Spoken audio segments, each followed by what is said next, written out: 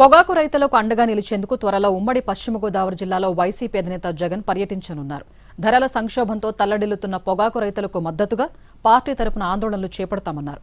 ఈసారి గోపాలపురం లేదా జంగారెడ్డిగూడెంలో పర్యటిస్తానన్నారు ఆయన. స్థానిక పొగాకు రైతుల్ని ప్రత్యక్షంగా కలిసి వారి సమస్యలు తెలుసుకోవడంతో పాటు ప్రభుత్వంపై ఒత్తిడి పెంచే కార్యక్రమాన్ని చేపడతానన్నారు. ఈ పర్యటన తర్వాత కూడా ప్రభుత్వం స్పందించకపోతే ఆ తర్వాత కందుకూరులో పర్యటిస్తానన్నారు మాజీ సీఎం జగన్. పొగాకు రైతుల సమస్యల్ని రాష్ట్ర వ్యాప్తంగా ప్రజల దృష్టికి తీసుకెళ్లి ప్రభుత్వం స్పందించే వరకు పోరాటాన్ని కొనసాగిస్తామన్నారు. ఏ జిల్లాలో రైతులు ఇబ్బందులు పడుతున్నా వైసీపీ వారికి అండగా నిలుస్తుందన్నారు.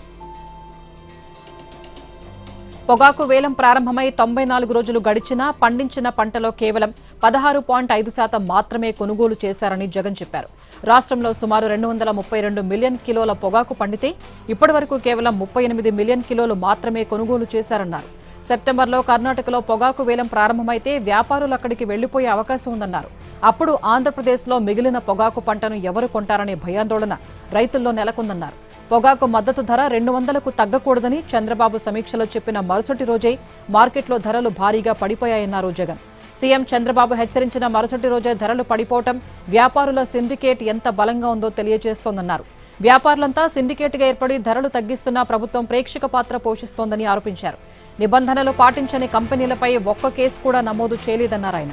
ఏ కంపెనీ లైసెన్సును సస్పెండ్ చేయలేదని, కనీసం ఒక్క వ్యాపారిని బ్లాక్ లిస్టులో పెట్టలేదని ఫైర్ అయ్యారు.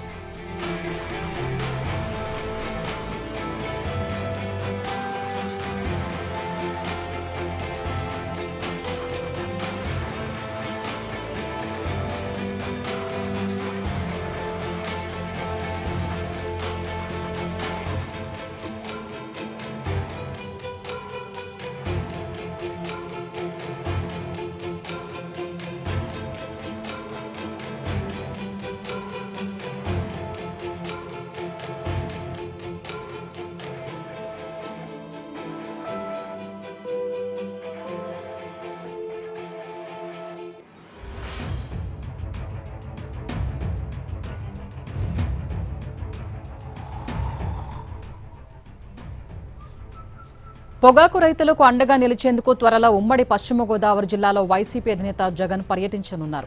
ధరల సంక్షోభంతో తల్లడిల్లుతున్న పొగాకు రైతులకు మద్దతుగా పార్టీ తరపున ఆందోళనలు చేపడతామన్నారు. ఈసారి గోపాలపురం లేదా జంగారెడ్డిగూడెంలో పర్యటిస్తానన్నారు ఆయన. స్థానిక పొగాకు రైతుల్ని ప్రత్యక్షంగా కలిసి వారి సమస్యలు తెలుసుకోవడంతో పాటు ప్రభుత్వంపై ఒత్తిడి పెంచే కార్యక్రమాన్ని చేపడతానన్నారు. ఈ పర్యటన తర్వాత కూడా ప్రభుత్వం స్పందించకపోతే ఆ తర్వాత కందుకూరులో పర్యటిస్తానన్నారు మాజీ సీఎం జగన్. పొగాకు రైతుల సమస్యల్ని రాష్ట్ర వ్యాప్తంగా ప్రజల దృష్టికి తీసుకెళ్లి ప్రభుత్వం స్పందించే వరకు పోరాటాన్ని కొనసాగిస్తామన్నారు. ఏ జిల్లాలో రైతులు ఇబ్బందులు పడుతున్నా వైసీపీ వారికి అండగా నిలుస్తుందన్నారు.